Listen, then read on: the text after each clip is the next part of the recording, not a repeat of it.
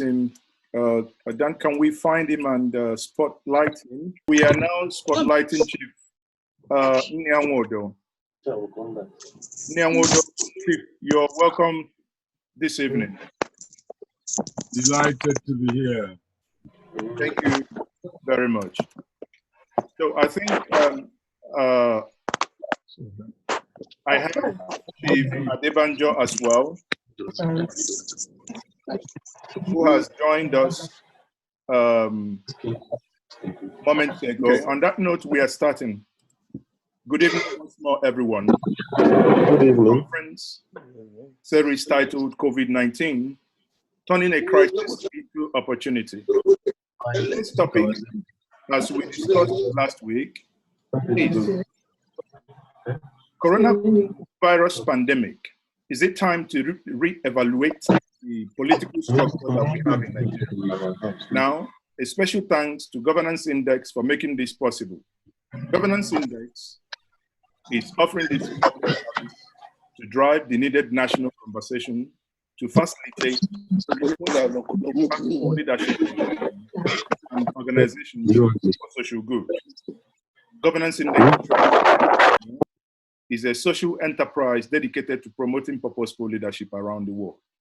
Last week, we had guests, elder statesman Alhaji Tanko Yakasai, Adamu Jerogaba II. The third guest, Professor Kingsley Moghalu, sadly had some emergencies, he couldn't join. The week before, we had Professor Maurice Iwu, and the conversation centered around the proposed vaccination bill, its implication for Nigeria. The previous week, we also had Professor Chukwuma Soludo, the former CBN governor, and he spoke on the COVID-19 and oil price crash, its implication for Nigeria. And the previous week, we had turning this crisis into opportunity. What are our governors doing, or where are our governors? We had former Minister of Aviation, Osita Chidoka, and Honorable Chris Azuboga. Today, join me in welcoming Chief John Nnia Nwodo, the President General Ohaneze Ndigbo. Today, in our midst, we also have Pa Ayo Adebanjo, elder statesman and Afanifere leader. We also have, from the Middle Belt, Dr. Petros Pogo, the President, Middle Belt Forum. I am going to be your host this evening, and I remain Mazi Tochukwu Ezoke. And the moderator this evening is Daniel Elomba. The outbreak of the novel coronavirus COVID-19 in China has rapidly permeated and profoundly changed the world that you and I knew before February 2020. Economies around the world are frightening and are fighting the effect of the COVID-19 pandemic, not least in Nigeria, which was already tackling its own physical challenges. Why this crisis is first and foremost a public health issue, which has claimed lives of over 300,000 people worldwide and counting as the day goes by. The economic damages are unprecedented on several fronts. Crude oil price has declined drastically to as low as $19 or $17. Even at some point, it went negative. The question thereof is, what is the opportunity that Nigeria might get from this COVID? Hence the conversation this evening. It appears there is no conversation happening within the enclave called Nigeria. Therefore, I will be calling on this evening, and the ground rule is we will allow the speakers 15 to 20 minutes to make their presentations. We will have panelists, people selected that would summarize, make input, and ask questions. Thereafter, we will open the questions to the public to ask their questions. Please, before and during each presentation, please do not raise your hand. If you want to raise your hand, please use the opportunity on your right-hand side of your screen. You see where you can raise your hand, then we know you want to ask questions. That is when the time comes. But the speakers first make their presentations, 15 to 20 minutes. We will have these questions taken after their presentations. Once more, welcome to today's evening discussion. Daniel Elumba, over to you.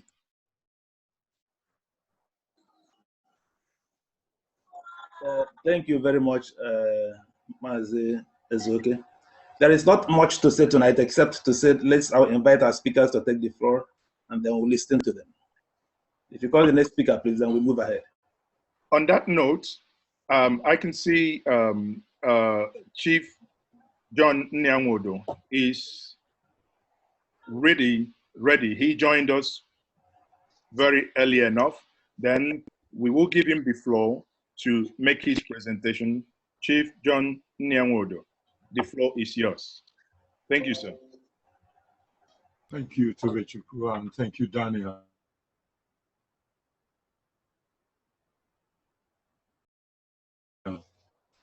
Let me, first of all, in the Yoruba language, Dobale, elder and leader of our Fenefere, who have graciously joined us this evening. Good evening, sir. I also want to thank you for this initiative, Tobechukwu. Ideas, they say, rule the world. And it is very gratifying that people of your generation and your age are beginning to tinker with the way forward for our country. The COVID-19 pandemic is a very disastrous development in the world today. It has threatened our existence and is still threatening it, and it has paralyzed global economy. We have not, in the generation of all of us living here, seen anything of this magnitude. But I think that its occurrence with regard to our country has more or less brought to the purview the dangers that we would have avoided before now. It has left us extremely incapacitated. And it has brought to the fore the basic problem of Nigeria. Now, COVID by itself has shown to the whole country our incapacity to look after ourselves. Only yesterday, I heard from the Lagos state government that new cases of COVID now, some have to be made to stay at home rather than to come to isolation centers because the isolation centers are full. Now, this Lagos is symptomatic of what is happening in the rest of the country. Our testing capacity is low. Our ability to cope with an upsurge is completely absent. And this health sector is just an indication of what the rest of Nigeria is like. Look, it was not always like this. When we gained independence, our country was a very strong country. At independence, we were progressing faster than China, faster than Indonesia, faster than Singapore. Our export earnings from our basic agricultural produce was the mainstay of our economy. In the north, granite pyramids hit the air, cotton mills hit the air, vegetable, cattle, and what have you. In the west, cocoa was in abundant supply and exported and facilitated educational development of no mean degree. In the east and the Midwest, farm produce was exported and became the necessary income and revenue for the industrial revolution of the Southeast. Today, the situation is not the same. Our country's economic indices are extremely discouraging. Right now, we are not even attractive to the world, that foreign domestic investment in Nigeria has decreased from 5 billion in 2014 to $2 billion today. Unemployment has risen from 6% in 2014 to 23% in 2018. Inflation has increased from 8% to 11% over the same period. Growth of GDP has fallen from 6% 6 years ago to 2% 2 years ago, after it recovered from a recession. The non-oil sector, which should have been our fallback, given today's development, has maintained the no change situation. The non-oil sector to GDP growth has been at a steady portion of 4% since 2014 to now. Under the circumstance, what we have is a gloomy situation. Now, we have a country which is the greatest producer of cassava in the whole world, and yet we import ethanol. And yet we are unable to export sufficient starch production to command the starch market in the world. We have a country which is the second largest grower of tomatoes in Africa, but we are the third largest importer of tomato puree. We have a country which is the third largest grower of cattle in Africa.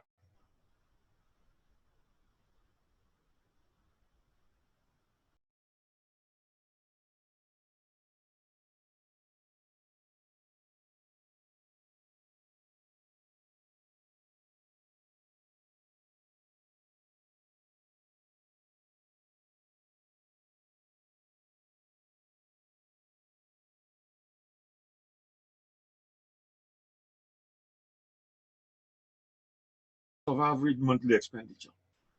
And only 9 states have internal generated revenue sufficient to cover interest repayments on their loans. Now,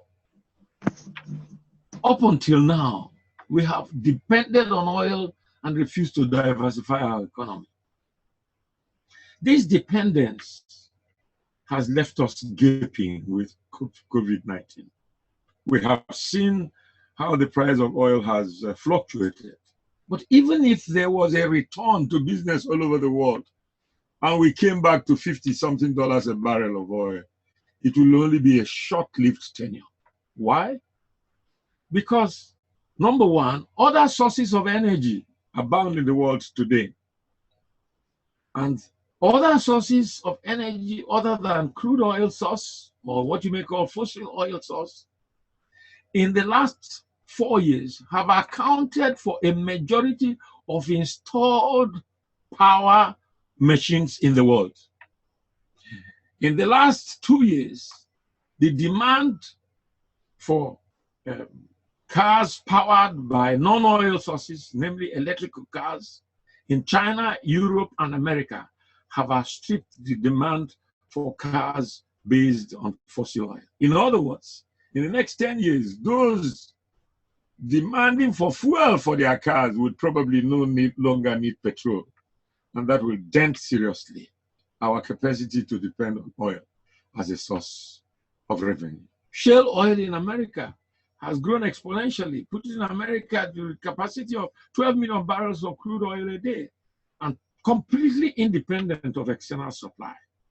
Saudi Arabia has about 9.8 million barrels of crude oil a day, and it is now investing $110 billion to develop 200 trillion of cubic feet of wet gas as another source of energy. In the United States, there is something they call perovskite. This has the capacity to turn sun energy into energy. And in the next few years, this will be invading the power supply market with great capacity to make us useless. Now, today, UNESCO says that about 12 million Nigerian children between the ages of 5 and 11 are roaming our streets without any education. Right now, our political parties are like companies owned by shareholders, where there is no freedom to choose candidates, where there is no transparency in nomination processes. So there is no young man out there who has ideas, like Chief Awolowo or Dr. Azikiwe or Sir Ahmadu Bello, all of blessed memory, and may their souls rest in peace, had yesterday and could dare to go to the political arena and offer themselves for service. You have to have a godfather to win a nomination to enter any of the legislative houses or any of the executive houses in the states. Our electoral system is the most corrupt in the world. This is the only country in the world where you go to an election and the adjudication of the judiciary and the results of the election lasts up to 1 year. And in the process, our judiciary is corrupt. In the process, our policemen break into polling booths and cut away polling ballot papers, and in the daylight and recorded by cameras, and nobody arrests anybody and nobody does anything about it. It is very often noticed in Nigeria that people lose elections but still win because their names were recorded as winners. The average confidence of the Nigerian in the electoral process is gone. To make matters worse, and which is where the kernel of the matter is. Our country is resting on an illegal constitution, a constitution that in legal parlance lacks autonomy. We never made a constitution for Nigeria. It was given to us by a military government, which was not elected. The composition of its legislative body was not chosen by any parameter known to anybody. They wrote a constitution and abandoned the agreement that our forefathers had with the British when we got independence for a regional-based government in which every region had its own security, its own economic development, its own sovereignty over its national resources, and paid taxes to the federal government to run common services for the federation. But today, it's no longer the case. Look at our security situation. Boko Haram has dug a big hole in our national budget. It has completely paralyzed our military and rendered them incapable to fulfill their constitutional duty of defending our sovereignty. Mutual distrust between the South and the North, and I mean the far North, excluding the Middle Belt, has become so pronounced that walking through your farms in any part of southern Nigeria or the Middle Belt becomes a very frightening phenomenon. Our children who take up to self-determination exercises in the South without carrying an arm are called terrorist organizations. But headsmen who rampage, loot, kill, maim are treated with kid gloves. And their leaders threaten us in the social media. And they go unscathed. Where I come from in the Southeast, and where I have the opportunity to serve them, 98% of heads of security personnel here are non-indigens of the Southeast. Well, many of our soldiers and policemen and security men go for training in civilized countries. Some of us on this panel were trained in Europe and America. And we know that in the global balance today, local policing is the basis for policing any territory. You have to know your local territory. You have to speak the language in order to be the chief police constable. But they post people in our country who do not know the terrain of the place. They cannot speak the language. And they look like people who are posted to superintend the colonial arrangement. This situation is threatening the very fabric of our nation. This is why I'm very happy to be part of the Southern and Middle Belt Leadership Forum, which is saying we do not have a valid constitution in Nigeria. We've got to restructure this federation and return to a constitution that is autochthonous, a constitution made by the people, a constitution that has a plebiscite voted for by the people, We have to have a proper census of Nigerians, and not Nigerians who cross our borders and go to our national identity offices and claim nationhood when they have no parentage in this country. I do not know if I've exceeded my time, Mr. Moderator, but I'm willing to re-engage if you re-invite me. Thank you. Thank you very much, sir. That was a very quite direct to the point. So obviously you are coming back and you will be re-engaged. Let's have other speakers. Then when the questions come, then we'll direct the questions to you.